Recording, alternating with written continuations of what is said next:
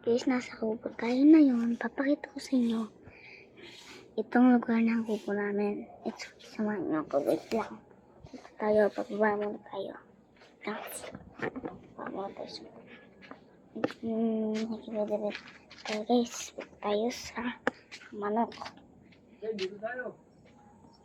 Unang manok na nakalagay.